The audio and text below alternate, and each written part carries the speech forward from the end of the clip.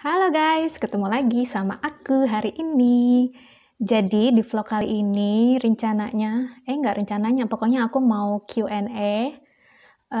Soalnya ada nggak beberapa sih, ada yang nanya, 1-2 orang, nanya seputar tentang Luxembourg. Jadi di vlog kali ini aku mau coba jawab seputaran Luxembourg. Dan ini sesuai opini aku dan pengalaman aku selama udah tinggal di Luxembourg itu udah sekitar 2 tahunan. Jadi ya gitu deh ya. Langsung kita mulai aja ya. Ini pertanyaannya udah aku print, soalnya kan HP-nya dipakai buat ngerekam, jadi aku print pertanyaannya. Terus, oh ya, sebelum kita mulai dulu, Luxembourg itu negara kecil yang ada di Eropa. Dia itu berbatasan langsungnya itu sama Prancis, terus sama Belgia, sama Jerman. Nah, dia tuh pokoknya negara Eropa terkecil lah ya. Terus penduduknya juga cuman sekitar 700 ribuan orang. Jadi sama penduduk Jakarta itu aja masih banyakan penduduk Jakarta. Jadi itu ya, pokoknya sekelebat tentang Luxembourg itu. Jadi bukan kota di Jerman, bukan. Soalnya banyak yang ngira Luxembourg itu Jerman, bukan. Jadi Luxembourg itu negara kecil di Eropa, negara Eropa terkecil malahan. Jadi bukan kota di Jerman, bukan. Aku juga dulu ngiranya itu tuh kota di Jerman, tapi ternyata bukan. Ternyata negara. Oke guys, jadi sekarang kita mulai aja ya pertanyaannya. Ada yang rada-rada sama, jadi aku iniin aja aku jadiin satu. Terus pokoknya aku jawabnya sepengetahuan aku selama tinggal di sini ya. Oke, nih ada yang nanya, namanya Om Jaimako. Mbak Ika, sehari-hari pakai bahasa apa? Kepo dong. Apakah harus pakai bahasa di sana? Terus ada lagi yang nanya tentang bahasa sama Om Tri Pramudia. Maaf Kak, mau tanya bahasa yang paling banyak dipakai di sana bahasa apa Kak? Terus ada lagi Om Kehet Anying. Di Luxembourg pakai bahasa apa Mbak? Terkhusus buat Mbaknya. Nah ini tuh 3 pertanyaan. Nanyanya semua itu bahasa yang dipakai di sini. Jadi guys, Luxembourg itu bahasa resminya ada 3. 1 bahasa Prancis, 2 bahasa Luxembourgnya, sama 3 itu bahasa Jerman. Tapi yang paling dipakai 80 hampir 90% di sini itu pakainya bahasa Prancis. Jadi kalau untuk kayak dunia kerja sama ngobrol sama orang lain, pokoknya sama orang-orang itulah, itu semuanya pakai bahasa Prancis 90% ya. Kalau menurut aku ini mah ya, 90%. Sisanya itu kalau yang ngomong bahasa Luxembourg itu biasanya sesama yang orang lokal Luxembourg asli. Nah, kalau misalnya kayak pendatang-pendatang itu ngomongnya pakai bahasa Prancis. Soalnya kan Luxembourg itu kan negara kecil. Terus diapitnya sama Prancis, Belgia sama Jerman. Nah, kebanyakan yang tinggal di sini itu kebanyakannya penduduk-penduduk yang bukan asli Luxembourg. Jadi makanya itu di sini 90%-nya hampir Prancis. Jadi bahasa Luxembourg, bahasa Jerman itu jarang. Ya, pokoknya jarang guys. Jadi kalau yang mau datang ke sini itu bahasa Perancisnya belajar dulu ya. Jangan kayak aku. Aku datang ke sini nggak bisa apa-apa ya. Itu kalau misalnya bahasa. Terus ada yang nanya, oh ya, terkhusus buat mbaknya aku ngomong pakai bahasa apa. Nah, kalau terkhusus buat aku, karena aku itu kan nggak bisa bahasa Perancis. Terus aku juga nggak bisa bahasa Jerman, apalagi bahasa Luxembourg. Aku nggak bisa. Aku jadi di sini itu khusus buat aku sekarang ini yang aku lakonin itu aku ngomongnya bahasa Inggris. Soalnya ya karena aku belum bisa bahasa resminya di sini. Jadi kan bahasa resminya itu kan ada 3. Aduh, ngomong pabaliut. Nih, bahasa resminya itu kan ada 3. Cuman kan yang sebagian besar dipakai itu bahasa Perancis. Jadi bisa ngomong salah satu bahasa resminya itu udah bagus. Kalau misalnya bisa 3-3-nya itu lebih bagus lagi dan lebih gampang lagi kalau mau cari kerja. Oke guys, itu. Terus next. Ada yang nanya nih, Wulan-Wulan. Oke, Kakak Wulan-Wulan. Kak, saya mau merantau ke Luxembourg, tapi gimana ya soal tempat saya tinggal nanti? Apakah ada kos-kosan kalau istilah Indonesia di sana? Ini masalah tempat tinggal, dan ini sepengetahuan aku juga selama tinggal di sini 2 tahun. Di sini tuh nggak ada kayak kos-kosan kayak kita di sana ya, kayak di Indonesia, kos-kosan kalau nggak kayak asrama begitu, tapi pokoknya kos-kosan yang murah gitu, yang kalau bisa dibilang paling murah 500.000 sebulan gitu. Di sini sepengetahuan aku itu nggak ada guys kos-kosan kayak kita di Indonesia. Yang ada ya kayak nyewa apartemen gitu. Di sini sebutnya kan apartemen. Nah, apartemen ya palingan kalau misalnya kayak cuman kamar doang, ada misalnya cuman kamar doang, terus sama kamar mandi di dalam, ada kayak gitu tipe-tipe apartemen. Palingan kayak apartemen yang paling kecil itu tipe studio, cuman kamar doang sama kamar mandi. Itu apalagi kalau misalnya itu apartemennya tergantung lokasi ya. Aduh, pegel juga. Tergantung lokasi. Kalau misalnya nyari tempat tinggalnya, kos-kosannya itu istilahnya lah ya, itu di kota, di Luxembourg kotanya, itu minimal harga cuman satu kamar sama kamar mandi di dalam doang, itu harganya 1.000 euroan sekitaran ya, minimal itu kalau misalnya di Luxembourg City-nya. Kalau misalnya kayak di kampung-kampungnya nih, kayak aku kan di kampung nih. Kalau misalnya di kampung itu jarang kos-kosan cuman kamar doang sama kamar mandi, itu hampir dibilang nggak ada. Soalnya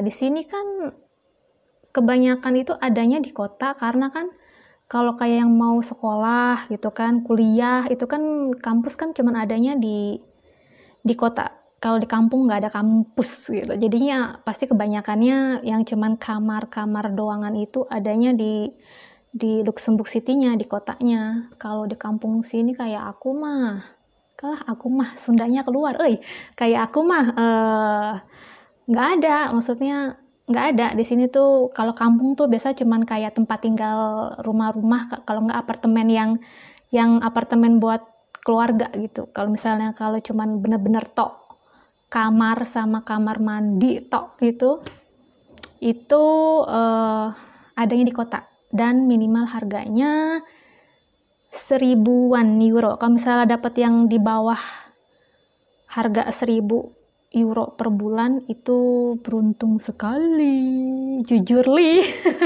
Ikut-ikutan bahasa yang ngetren di sana ya, jujur li. Itu susah dicari. Jadi minimal harus siap budget itu kalau untuk tempat tinggal di sini, karena Karena di Luxembourg ini yang paling mahal itu tempat tinggal. Jadi minimal itu 1.000 per bulan. Kalau mau yang lebih bagus berarti harus cari yang 1.000 lebih ke atas itu. Itu ya guys, kalau untuk masalah tempat tinggal, kos-kosan segala macem itu pokoknya. Oke, next. Apalagi ya? Oh ya, Gus Ganda. Oke, Om Gus Ganda. Oh iya Kak, tapi aku mau tanya juga nih Kak, aku baca-baca artikel katanya negara Luxembourg termasuk negara dengan toleransi tinggi. Apa benar orang-orang di sana ramah dan toleran? Ceritain dong Kak, maklum belum pernah keluar negeri soalnya. Nah ini ada yang sama juga, Muhammad Adam, Om Muhammad Adam katanya Luxembourg toleransinya tinggi banget. Oke, ini masalah toleransi sama ya pokoknya intinya masalah toleransi ya, toleransi. Jadi apa ya? Bener banget toleransinya di sini tinggi karena karena ya tadi yang seperti yang aku bilang, di sini itu kan penduduknya sekitar 700 ribuan orang. Nah, 40%-nya itu sekitar 40 atau enggak 50%-nya lah ya, setengahnya deh ya. 40 hampir 50%-nya itu orang penduduk Luxembourg asli. Ya, asli orang penduduk Luxembourg itu cuma sedikit. Nah, sisanya itu penduduknya itu berbagai datang dari macam-macam negara. Jadi, nah yang paling banyak itu Portugis. Di sini itu yang paling banyak kata kita mah kayak imigrannya ya, penduduk yang datang dari luar lah ya, tinggal di sini. Itu Portugis, itu yang paling banyak, hampir 30%-an, 40%-an, 30, hampir 40%-an orang Portugis. Nah, sisanya itu kayak negara-negara yang Timur Tengah gitu. Syria, terus Irak, Iran, terus Turki, terus Tunisia. Nah, itu sisa-sisanya itu pokoknya yang negara-negara middle gitu ya. Negara-negara Timur Tengah. Terus yang palingnya cuma 5% apa berapa persennya itu ya Asia. Kayak aku ya kan dari Indonesia, terus ada dari Filipina banyak, terus India juga ada. Cuman sekelebat sedikit-sedikit aja. Yang paling banyak itu Portugis. Nah, dari negara tetangga juga ada kayak Prancis, terus apalagi Belgia sama Jerman itu juga banyak yang tinggal di sini. Soalnya mereka kebanyakan kerja di sini. Gitu. Terus apa lagi ya? Aduh, aku ganti posisi dulu ya. Kakiku pegel kesemutan. Tunggu. Aduh, oke. Aduh, kesemutan. Oke, next ya. Apalagi? Oh, Aziz Abdul itu setauku di Luxembourg gaji paling gede. Di sana banyak orang Indonesia yang kerja.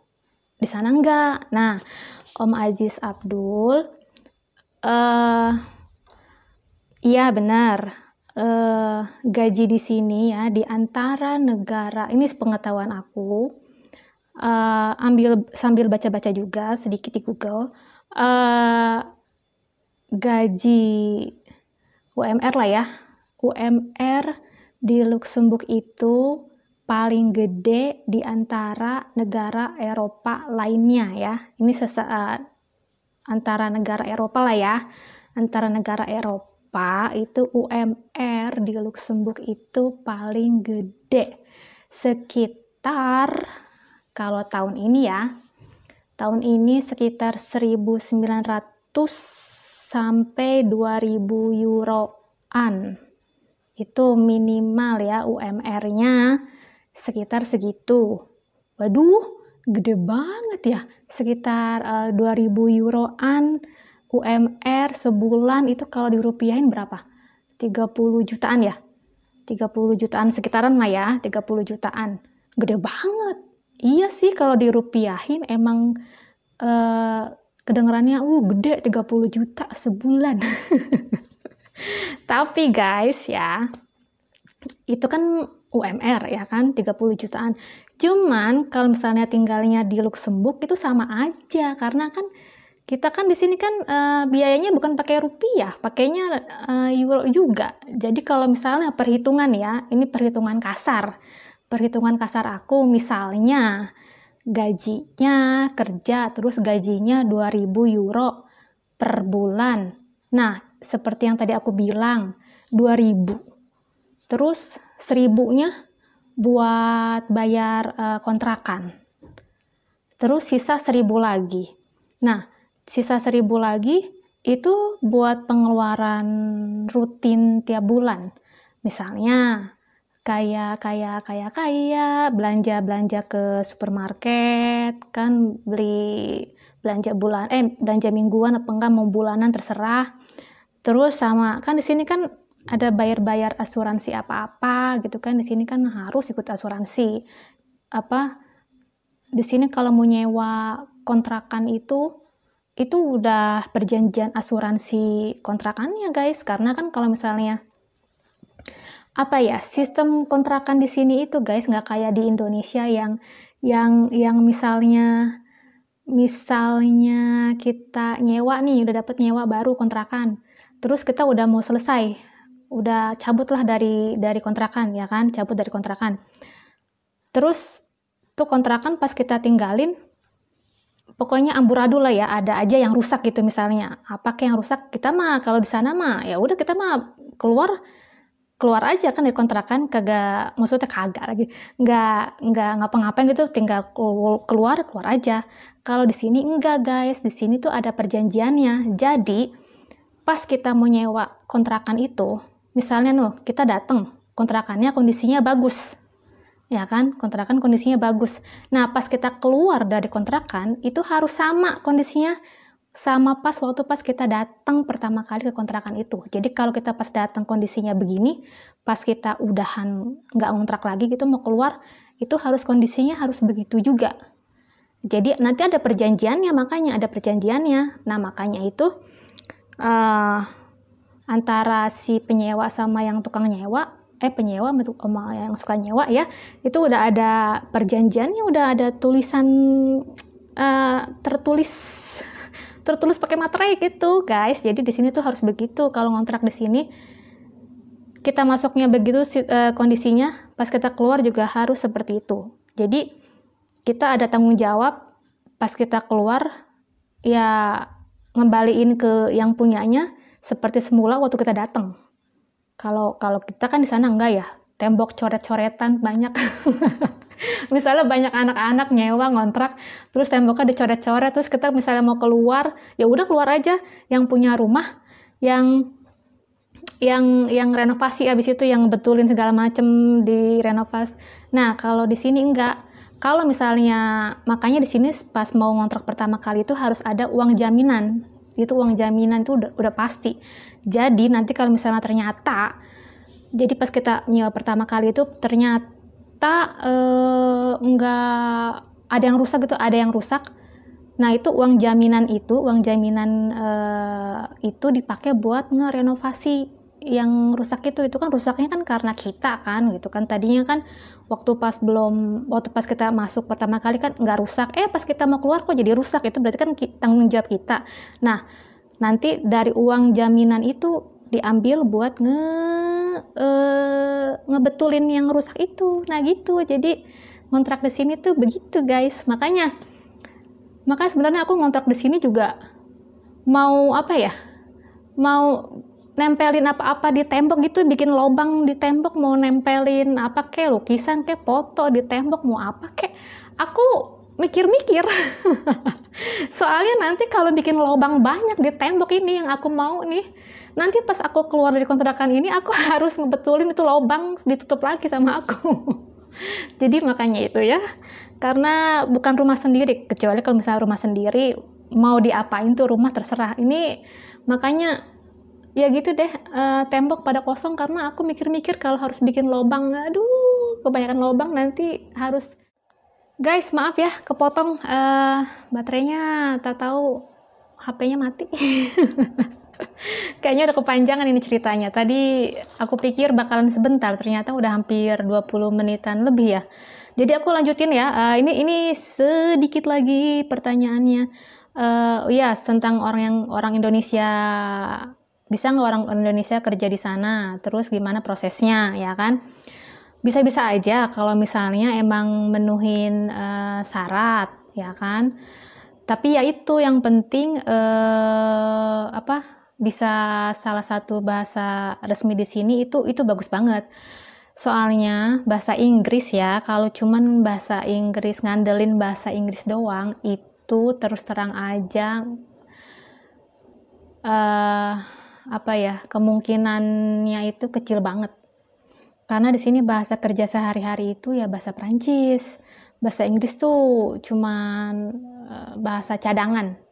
Kalau misalnya kita misalnya nggak bisa banget semua bahasanya, ya mau nggak mau kan bahasa Inggris. Cuman itu kan kalau buat travel itu maklum lah, bukan maklum, kalau buat travel mah itu biasa kan emang pakainya bahasa Inggris. Tapi kalau misalnya buat tinggal sama nyari kerja khususnya itu tuh bahasa Prancis itu yang paling utama guys. Jadi ya itu, kalau yang mau kesini terus mau nyari kerja di sini itu lebih bagus udah bisa bahasa Prancis dulu. Jadi udah ada modalnya lah, modal bahasanya. Nah terus, aduh guys maaf lagi ya, soalnya ini mati lagi tiba-tiba, bener-beneran ini memoriku udah penuh banget. Jadi pas mau cuman durasinya itu terbatas. Jadi aku sekarang cuman mau ending aja dulu ya. Jadi pertanyaan buat yang selanjutnya nanti aku bikin di part kedua aja. Kalau misalnya emang banyak yang mau tanya-tanya seputaran Luxembourg, komen aja di bawah. Terus nanti kalau misalnya ada banyak, aku tampung, terus nanti aku bikin Q&A part kedua ya guys ya. Soalnya ini aku udah 20 menitan lebih, ini video terpanjang perasaan. Jadinya untuk video kali ini aku udahan dulu ya guys ya. So, sampai jumpa di vlog selanjutnya. Dadah!